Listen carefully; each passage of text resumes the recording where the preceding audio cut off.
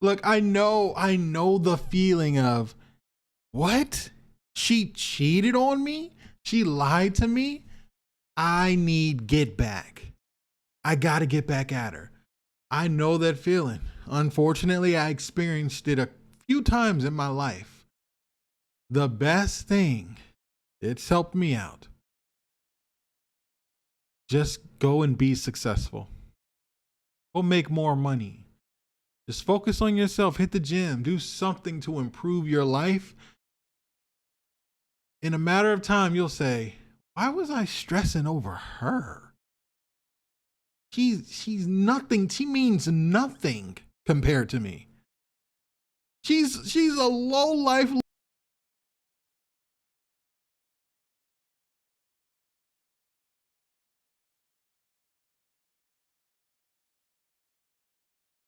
I dated a former college student, logged into her social media after she cheated on me, threatened her, and burned every bridge I had at the period of my life.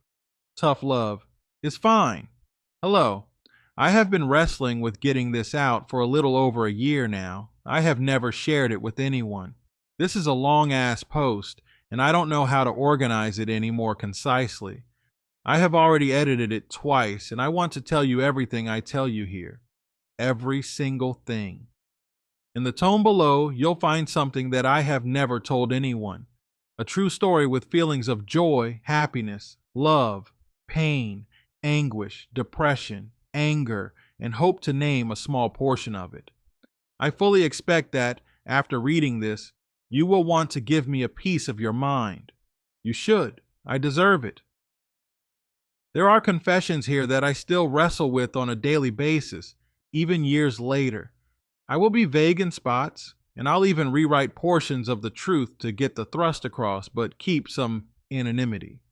I'm posting on a throwaway behind Tor. Several years ago, when I was about 24, I started graduate school at a major university. As part of my education, I took an assistantship teaching a class that was completely unrelated to what I was studying. The school didn't offer a degree in the field the class was about, just credit towards degree completion in other focuses. So they looked anywhere for someone that could do it. I fit the bill, and as is typical, they covered tuition and provided a meager stipend. For tuition alone, it was a great deal. It came with some other responsibilities in that same subject area because there was no department for it. I managed equipment, scheduled spaces, promoted the class, and organized students. I can't really be more specific. Working with other graduate students, teaching other sections of the class. Again, there was no governing body, so it was very much a Wild West scenario for the grad students. Do what you want however you can. Just get them to pass a standardized test at the end. I planned like crazy because this was one of the first classes that I taught. I started from what I wanted the students to be able to demonstrate at the end and worked backwards. I created lesson plans for every day of the semester and spent hours and hours juggling different sections and activities to make sure it all progressed nicely. When the day of the first class began, I stood dressed to the nines in a lecture hall in front of over 100 students, ready to take on the world. I started introducing the class and myself, writing on a whiteboard at the front of the room. I turned to face the room, and that was when I first saw her. Sitting in the front row dead center, a young woman at the age of 20 looked back at me with big brown eyes. Emma was, by any human measurement, a goddess. For the sake of this post, I'll call her Emma because that was her name. She was dazzlingly, disarming, dislocating. She had the type of look that was commercial in nature. You could have dropped her into a fashion magazine, hawking some designer this or that, and she would have been right at home. She stuck out like a sore thumb because of how put together and radiant she always was. She had high cheekbones speckled in faint brown freckles and plump red lips that, despite being notable in and of themselves, and often highlighted with bright red lipstick, played second fiddle to a perfectly straight set of pearly white teeth. Her dark brown hair was a collection of loose curls spiraling downward in memorizing fashion past her shoulders.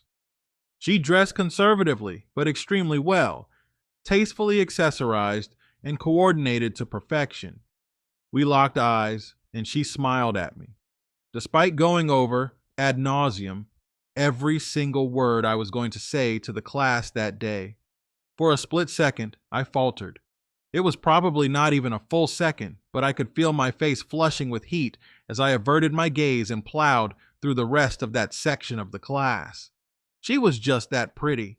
As the course went forward, I discovered that looks were the least exciting thing about Emma. She was brilliant, truly brilliant. She was a fantastic student. She always read and was always prepared to answer questions. She wrote concisely and thoughtfully, nothing like this sewage streams I'm putting down now. I even suspected that I was stuck in some vortex of affection for her, so I removed identifying info and sent it to a colleague without any context. They told me it was some of the best writing they'd seen and asked me who was responsible. She was coming to conclusions that I knew but had never read about. I suspected she was jacking someone else's work, but it's not really a huge field, and all searches for even single keywords related to her ideas came up with nothing. Everything passed our plagiarism detection, and I looked for all the quote or spacing tricks. It was completely clean. She was just plain clever, and it was extremely endearing. Midway through the semester, I started realizing that I had a knack for teaching this auxiliary field. I would often, during office hours, receive students who weren't in my section, and I discovered that the other grad assistants were just sort of fumbling through the class. There was no order to what they were doing, and it was causing undue stress to a good many people. Therefore, I decided to start a study table that met twice a week for anyone in any section of the class. In one way, it would allow me to justify some couple students in my own class that were failing. Well, how many study tables did you go to? In another way, though, I was trying to keep the other classes going. I didn't want someone to come in and cancel the class because the other instructors were awful. Grad assistantships are rare and highly sought after, and I wasn't certain that I could find another. Sure enough, Emma was at every single study table. She had no need to be there at all, given her grade, but she was. Not only that, but she was often helping groups of students, as I did the same elsewhere.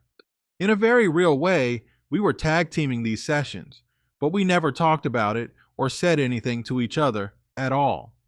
I just never told her not to because there were frankly too many students for me to individually work with each one in every class.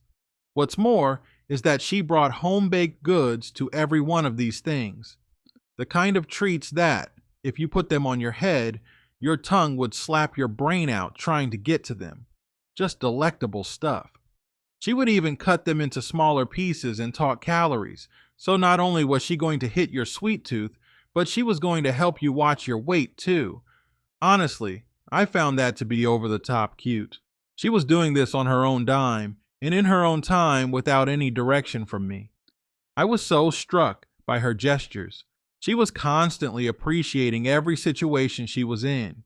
She was staying after to pick up trash and push in chairs with a couple other students. She charmed into it. She could somehow always manage to get 3-5 dudes to help her. And she just generally did anything and everything she could to make everyone's life a little bit better. She instantly owned every room she entered with her looks, smarts, and kindness.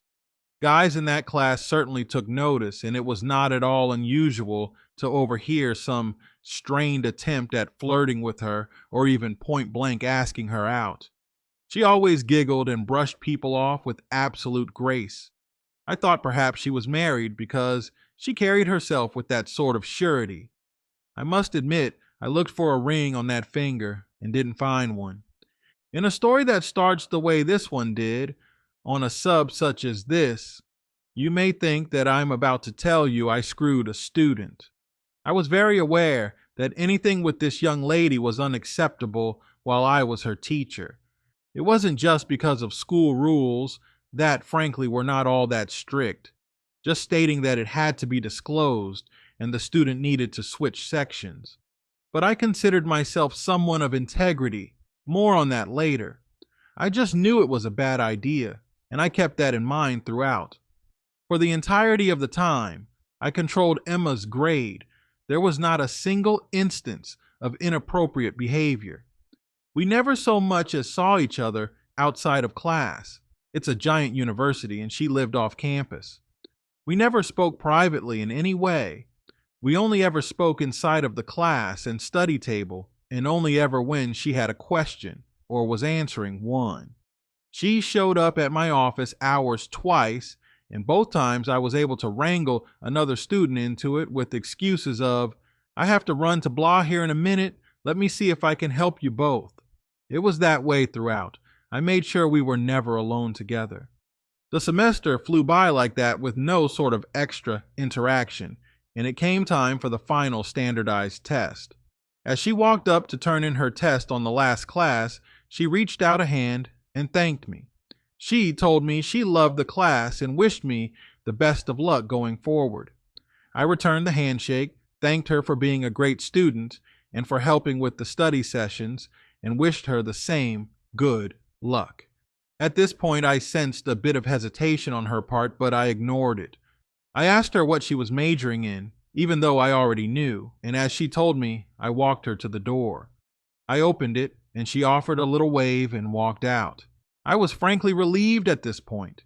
I had no plans to ever have anything to do with her ever again. I didn't see how, and I didn't know if she had any interest. It was improper to me to try to find out either way. During the middle of the next semester, I was invited out to a party by another grad assistant. I had been nosing to the grindstone all year and hadn't been to anything. America themed. I donned a wife beater, denim vest, American flag bandana, and aviators, and went to this shindig. What I found out was that this was no small get-together. They lived in a mansion, practically, and the place was packed. You could not walk without having to squeeze through people. I made introductions and ran into some old friends and students, lots of small talk while drinking. I was told I had to check out the basement, and so I walked down these winding steps into one of the craziest, most college dom scenes I've ever seen. A massive open space basement with hard floors, disco lights, strobe, DJ with professional equipment, large speakers lining the walls, elevated boxes for people to dance on, and a bar with a guy making drinks behind it. There were so many people bumping and grinding and having a great time.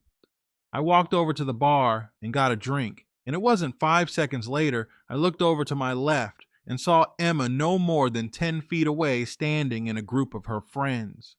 She was with two girls who were talking to each other, and she was looking past them right at me. She was wearing an American flag bodysuit, way over the top compared to the effort anyone else had put into their costumes that night. The moment she knew I knew she was looking at me, she rushed over and gave me a huge hug. I tried to avoid it, but she was too quick. I couldn't even get a hand out to go for a handshake or high five. She basically ran over to me and threw herself into my arms. I was immediately caught off guard, but her smell was intoxicating. It washed over me and consumed me.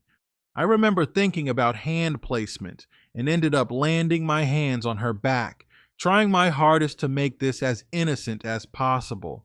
The hug went on just slightly longer than I expected, and she was gripping me very tightly with her head hanging lazily on my shoulder. It was as if we'd been dating for months. When she finally let go, she didn't back away at all. We were in this weird half-hug, half-not stance, sort of like what you might do when you were slow dancing with someone in middle school. Room for Jesus, but still touching. Holding each other, really. Somehow it had turned into her holding my back and me holding her waist. She asked me if I liked her outfit, and I looked down at this form-fitted suit wrapped around her incredibly fit body. It sounds bad, and it probably was, but she had great tits, and given that coupled with our proximity, they were all I could see when I looked down. I managed a, "You look great. Leave it to you to outdo everyone at a costume party." She was beaming, and that's what she told me she missed seeing me every day. It was at that point that I pulled away from her and we started catching up. After a bit of that, she asked me to dance with her and some of her friends, and I did. I felt so guilty and out of place at first, but of course, after a few drinks, I let loose. We had a really great time, and it was so therapeutic to just let off some steam. There was no sexy dancing or anything like that, just a lot of tearing it up in a circle. The old not looking to F standby of partygoers every way. We laughed and danced the night away. Sometime near the end of the party, we walked upstairs together to quieter space and talked for a little while longer.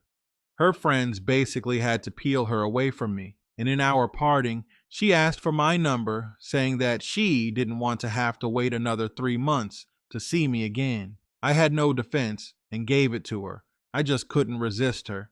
From this moment forward, Emma and I talked every single day. Constantly. We began that slow dance of asking how days were, learning more about each other, commenting on pop culture, creating dumb in-jokes, and things quickly moved to sharing more intimate thoughts and feelings. Texts, snaps, occasional calls. Nothing romantic, but occasionally we would comment on how great it was to be truly understood. How nice it was to share so much with one person.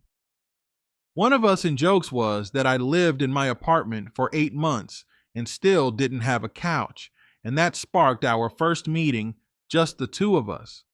She quickly volunteered to help put her keen eye for fashion to use elsewhere by taking me furniture shopping. And once I couldn't resist. Of course, when we got to the furniture store, we had to try the couches out, which consisted of us sitting hip to hip on dozens of them. It was like we were making up any excuse to be close. If she liked a couch and I didn't, she'd give me this sly look and say something like, "Well, who knows, OP, we have to at least try it out." And I the same to her. We'd even both talk about how bad a couch looked and how we'd never buy it. But hey, you got to test them all out. You just never know. We were making any excuse to be nearby. We finally found the couch, the one sitting over to my left right now, and this, of course, set the stage for our next get-together. You can't buy a couch and then not get dibs on the first movie night, right? She made me swear I wouldn't so much as sit on it until we were together the next weekend, and I complied. At this point, the trajectory of this thing was undeniable. I was making dinner the night she was supposed to come over when a gentle knock came at the door. I opened the door to see the dolled-up version of Emma. I didn't know there was another gear, frankly, as every time I saw her, she looked like she was about to walk the runway. The moment she walked in, she lunged forward, wrapping me in a hug, kicked the door closed with her leg, and kissed the hell out of me. I hadn't really thought about it, but up until this moment, we had never been alone together in private. It was a waterfall of emotion. I almost burned our meal and then it got stone cold, if that gives you any indication. Weekend get-togethers turned into late-night forays, turned into spending most every moment we weren't in class or work together. Our girlfriend-boyfriend talk was something like her saying, "You're mine and I'm yours and that's that." What followed was one of the best periods of my life so far. We basically lived together at my apartment. We woke up, got ready, and headed to college together most days. It was what I imagined marriage to be. We went on weekend getaways to major cities, festivals, parties, amusement parks, and week-long getaways to sunny places. We stayed in watching scary movies and trying out gift recipes. We went through holidays, celebrated birthdays, decorated trees. We argued about nothing. We were so in lockstep that we'd often do things banking on the fact the other person had done things neither of us had discussed. It was an incredible feeling, and, if it's not obvious, one I still miss all these years later. Education wise, I was crushing it in my assistantship. I mean, absolutely crushing it. I won 2 awards for grad assistants, one given by faculty and one given by a student organization.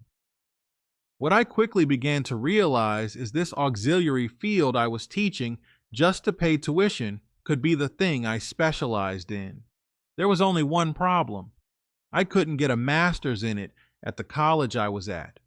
There was no department for it. My faculty advisor even made the comment that I should switch majors, as it was a more lucrative field anyway. She connected me to another professor at a school about 90 minutes away, and I decided to check it out. The person I was referred to and I hit it off quick, and what I thought was a look around turned into an offer. I could spend 1 year at this other school and get a master's in this different field. It had an assistantship and even paid a bigger stipend on top of that to live on. That position would be taken for another 2 years if I passed, so timing here gets important and crappy. What Emma and I reasoned was that this was the best option for me, and she wasn't going to let me turn it down. We just cared too much about each other to want to stifle any opportunity the other had.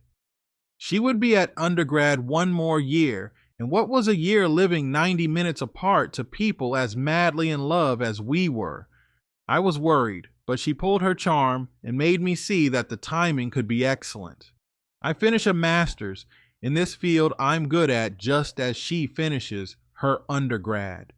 We moved to a major city we had enjoyed over a few weekend getaways and really move in together. And then we spend the rest of our lives together.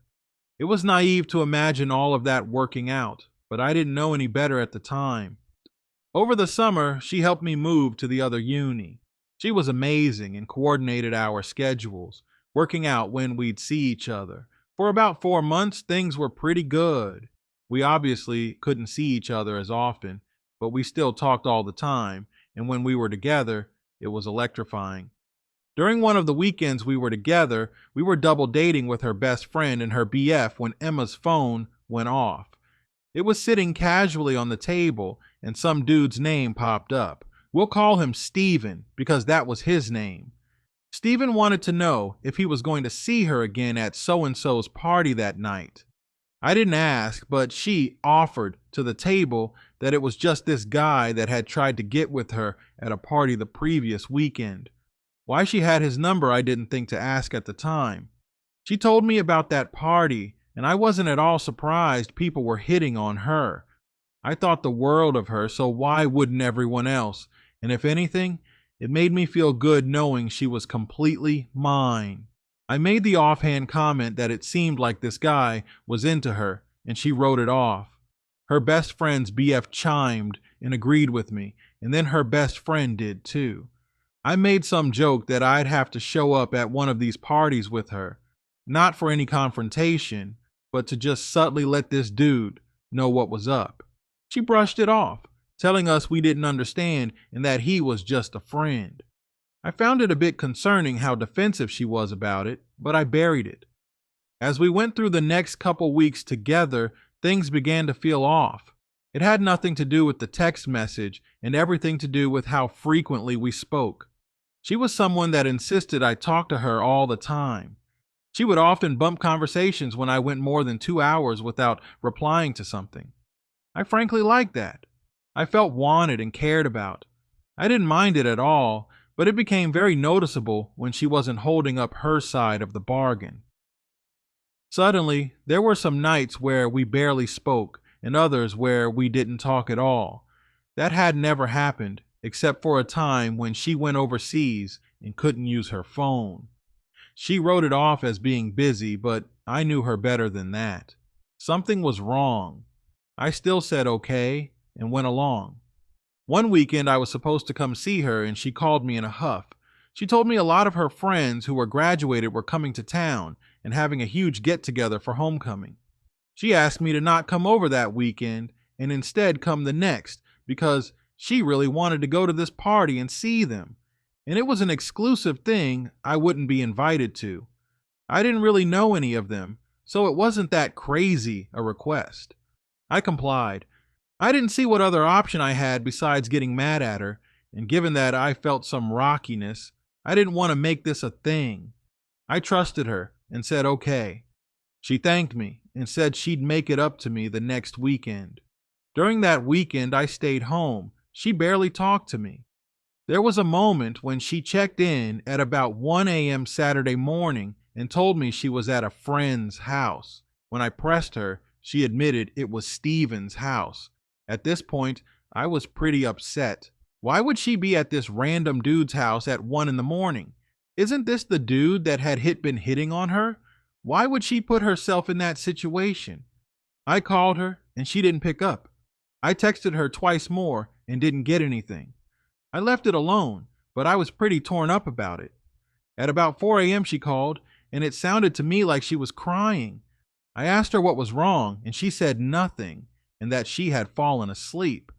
That's not too unbelievable, and so I let it slide. Again, I'm just trying to be damage control here because something is happening, and I can't figure it out. She won't talk to me, and I can feel this massive rift beginning to crack through on a, at this point, 2-year relationship. Through the rest of the week, if I thought the weekend was sparse communication, this was nothing. We maybe exchanged a single text message between each other a day. It was always her apologizing to me for being too busy. This was just completely unlike her, so I started to press her a bit. I told her I felt something was wrong, and I wished that she would talk to me about it. She denied. It seemed, whatever I tried to do, she wouldn't tell me what was going on. The weekend came, and it was worse than I can possibly describe. We usually would plan at least one bigger thing each weekend for us to do, but we hadn't talked much. I offered some suggestions, and she turned them all down, finding whatever reason to say no. I asked her what she wanted to do, and she got mad and told me she didn't know. We were not physical at all, not even just no sexual stuff, but I mean that we did not touch in any way at that weekend. No hug, no kiss. She sat and laid far away from me. On Sunday, after some excruciating couple days, we got lunch at a Panera before I left. From the moment we left the house to the moment we got back, she didn't say one word to me. I decided to just let it ride. I had spent so much time trying to get answers, and she wasn't offering them.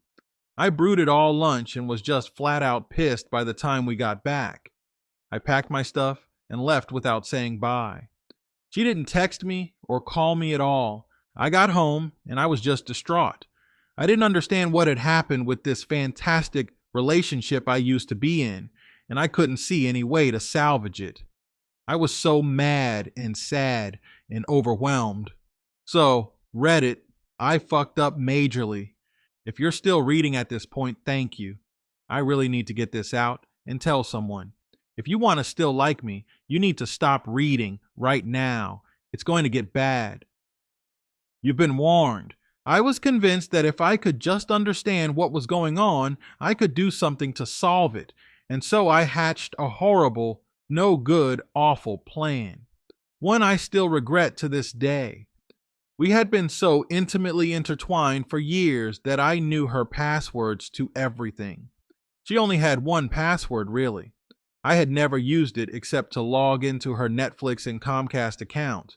She gave me permission to do that, and I never considered doing anything else with it. Obviously and horribly, I logged into her social media and her iCloud, and what I found, I wouldn't wish on my worst enemy. Her and Steven had been chatting for weeks, even a week prior to that double date where she acted innocent. It started off as a great to see you at the party and developed from there into flirting on both sides. Steven and her were great beer pong partners, and they had made sexual bets of stuff they had to do to each other if one of them scored more.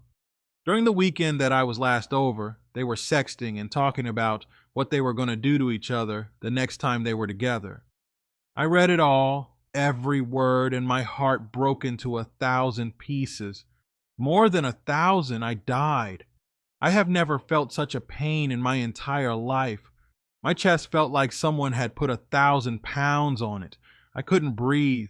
My throat burned and my eyes watered. I had never, and since have never, been in that sort of state. After seeing one thread, I logged into some other thing and looked for more and more and more. I started looking at all the ways they interacted on social media. I really mapped out the whole timeline and figured out how long she had been keeping this facade up, about 3 months. I completely invaded her privacy, broke laws, and ran a hot sword through my chest in the process. I was horrible for doing it, and I deserve every bit of pain it caused me. I didn't tell her I did it either, but instead, I did reach out to her roommate to ask if she knew anything. She told me that Emma had been staying out for many weeks now, not coming home most nights. She honestly thought I knew and figured that was the reason that things were so bad when I came over the previous weekend. We went another week without much contact at all, and it was her turn to come to me. The moment she came inside, I confronted her, asking her why she hadn't spoken to me. I got really upset and basically told her to just break up with me already. She said that she didn't know what she wanted to do, and so I told her it was over. She asked me what she was supposed to do because she had driven out, and I told her I didn't care. I gave her a box of her things I gathered, and the moment she cleared the doorway, I shut the door and locked it. She knocked on it for several minutes, begging me to come to the door.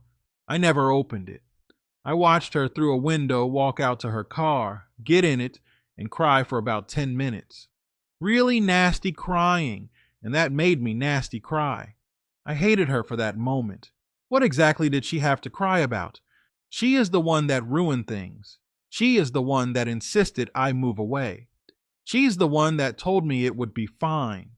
She was my rock and foundation, and I started building a life around her. I went out on a huge limb, in part to spend my life with her, and she didn't have the strength to see it through. And it all came toppling down. After the breakup, I was absolutely ruined, and it didn't help that the best friend and BF that we double dated with immediately went on a getaway with Emma and Steven the next weekend. I thought I was hurt until I saw that picture of the two couples smiling while out at an amusement park. It just fucked me up so much. How could she throw me to the wayside so quickly? How could she do this? The answer, of course, is that it wasn't sudden for her. It was a slow thing where she prepped a place to land once things were over between her and I. It's an absolute B of a thing to have happen to you, and I began to get extremely sad in my everyday life. I started doing the bare minimum in my classes and my teaching. Students were the first to notice. In the beginning, concern and worry. By the end, absolute anger that I wouldn't respond to things in a timely manner. I don't blame them, as it was their futures I was neglecting. I went from a 4.0 at first semester to a 2.4 at midterm of the second semester, which wasn't especially difficult given I had only had one semester there. But, hell, I couldn't even fail out correctly. 2.4 was not enough to get kicked out, but just enough to put me in the range of a mandatory review where I had to go in front of all these great faculty I admired and explain why I was suddenly a piece of crap, including the professor that gave me a chance in the first place. They read emails aloud in an open forum in front of many of my peers. It was embarrassing and only made me feel worse. The meeting ended with a plan for improvement. I walked out of that meeting barely able to hold it together. I spent the next 3 days in bed, canceling my classes and not showing up to any I was taking. I received an email from the head of my department stating that after this semester ended, I was done. If by some chance you still have a shred of understanding for me, do not read on. Close this tab and walk away. The next day, on Saturday, I went to a liquor store and purchased 2 handles of vodka. I got home, ripped open the package, opened one of the bottles, and then took a long, deep drink. I wasn't measuring, But it was too much, way too much. I'd never done anything like that before or since, but I probably swallowed somewhere between 5, 10 mouthfuls before casting it aside and chucking it into a sink in disgust. The bottle shattered, and I scrambled through broken glass to put the stopper in the sink, cutting myself unintentionally, which, mixed with the vodka, burned to no end. Still, I stopped the sink and scooped much of the remaining alcohol out into several cups and set them on my kitchen counter. There were shards of broken glass in them, but I didn't give a crap. I grabbed one of the cups and went over to my computer, logging into my ex's accounts again. I kept drinking and kept drinking and kept drinking some more. I've never consumed that much alcohol straight like that. I was more than sloppy, and I went through my kitchen and tore open containers of food, ravaging them so that I wouldn't die. Really, so I could drink more. At some point during this tirade, I started fucking with her accounts, deleting messages I didn't like, removing the new guy on all her accounts, and removing his number from her phone, deleting pictures she'd taken, and going through and unliking everything she ever liked on his Facebook, Instagram, or Twitter. Removed him from Snapchat and blocked him on everything. Then I went and got more alcohol. The rest of the night is in flashes, and the first one is me trying to talk to her on my own account. She stated she didn't want to speak with me and blocked me on everything. I was being a complete asshole. I even started trying to talk to her friends. Another flash, and I'm lying on the floor in my living room, vomit beside my face. It is a pure stroke of luck that I didn't choke and die. It was 4:30 a.m., and I walked over to my computer to seek chaos. Dozens of tabbed messages open on Facebook. I was drunkenly berating anyone I could with at times incomprehensible messages. Friends replying with insults that I certainly deserved. Several very confused. I was burning every bridge I had. It was some hardcore self-destruction, and I had this moment where I looked at my life and concluded, erroneously, that it was over. This life I thought I had was completely gone. Nothing would ever be the same. How could anyone love someone like me who would do this? I longed for things to go back to the way they were. Another flash, more alcohol. I was opening the second handle, but realized much of the first went down the drain. Another flash, 5:20. I opened my email, the one thing she hadn't blocked me on, and I wrote out the most viciously hateful thing I've ever composed. I threatened to release pictures of her if she didn't give me another chance. I deserve every ounce of hate you have. The moment I hit send, I regretted it to an extreme. I panicked, screaming profanities at myself. The email was gone, and there was nothing I could do about it. I went over to the kitchen and pounded more vodka. My mouth was convulsing at it. Every primal instinct I had was telling me to stop. My throat was closing. My tongue was writhing, but I didn't stop. I made it to the bathroom, and the next thing I remember is waking up next to the toilet with a mix of vomit and blood around me. I felt my head, and it was a bit wet, but mostly caked with blood. I suddenly became aware of pounding on my door. "Your city here." "Police department, open up," I responded. I'd be right there and walked over to the door. I reached out for the deadbolt, and then I realized why they were there. I had done something incredibly illegal. I had made threats. I had been horrible. I was incredibly intoxicated, more intoxicated than I had ever been in my life. I didn't unlock the door and ask them what they wanted. They said they wanted to talk and asked again for me to open the door. I said no. They very sternly told me we were not going to talk through a door, and I insisted we did. They once again said they wouldn't talk to me like that and demanded that I open the door, and so I told them to have a good day. Through the peephole, I could tell they were both getting very frustrated. One of them patted the other on the chest and told him they were going.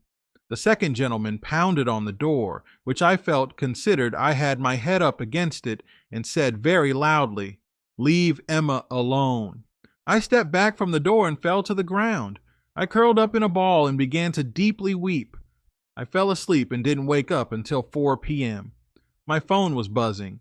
It was the university. I let it go to voicemail. Apparently, a police detective had been calling every hour saying it was imperative I speak with him. They left his number, and I didn't call it. I had 5 missed calls from a number in the area code Emma lived in. Over the coming days, this detective began to call every employer I've ever had. I had old advisors and people I left on perfect terms with, leaving me incredibly concerned voicemails. Finally, the detective reached out to my father, so now my father was calling me saying it was urgent I get in touch with the officer. I didn't respond and didn't do it.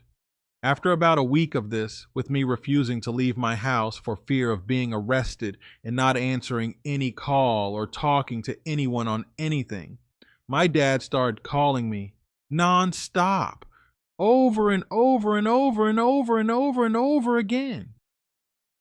Machine gun, hang up, dial, voicemail, hang up, dial, voicemail.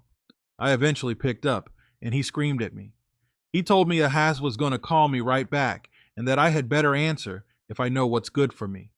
He did call me back, and lo and behold, I was on conference call with my father and a detective from the town my ex lived in. The officer then, in detail, began to describe what I had done, my father listening in the whole way through.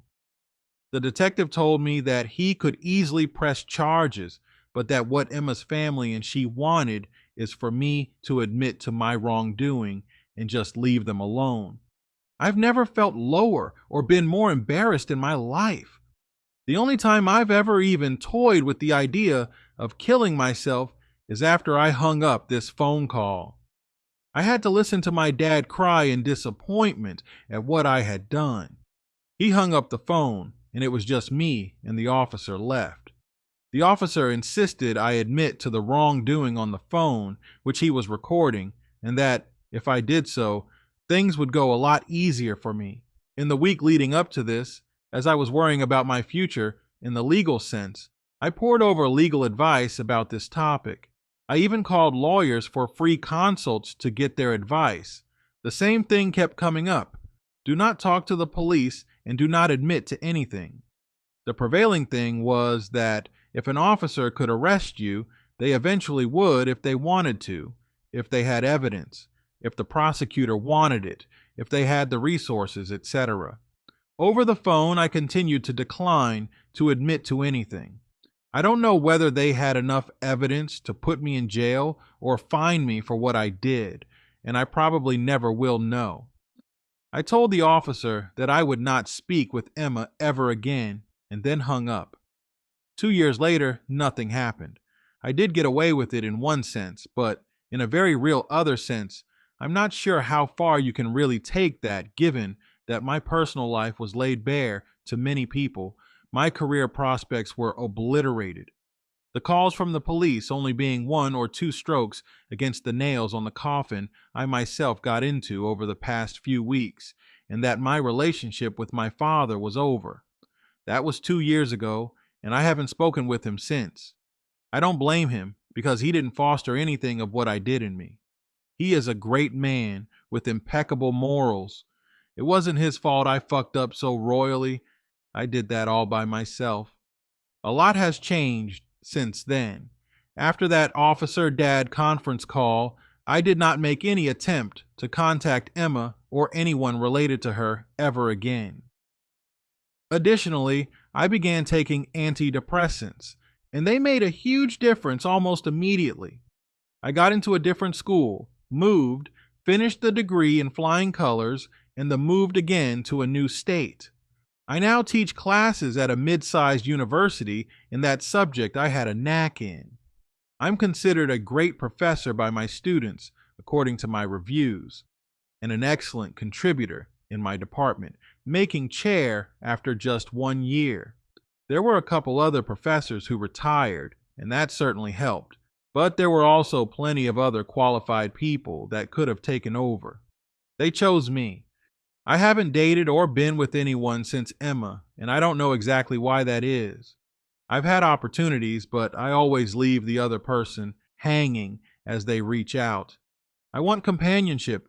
I'm even quite starved for it, but I have so far been unable to bring myself to engage in anything with anyone. I'm always that one that lets it die off. I think I've been punishing myself all this time, and I think that I did/do deserve that punishment.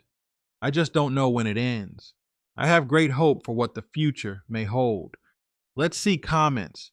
What you did, though in a moment of weakness, was horrible. What she did was horrible as well. I am glad you were able to pick all the pieces back up, and I am sorry about your relationship with your dad now. Tough love part. You need to reach out to your dad because you screwed that relationship up. IDK if you've contacted him since, but you didn't mention that in the thread. You can't sit back and wait for him to come crawling back. Call him. Apologize for that dark period. Mend the relationship. A parent's love is a love like no other. Once you mend that relationship, you can start working on the others in your life. Wow.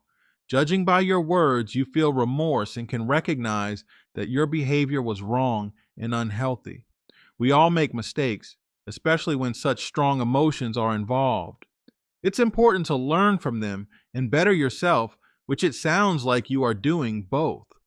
Not sure if you have any problem with alcohol abuse or family history, but just keep yourself in check in that regard. Totally normal to drink more than you should when going through a breakup, but the amount you describe is dangerous.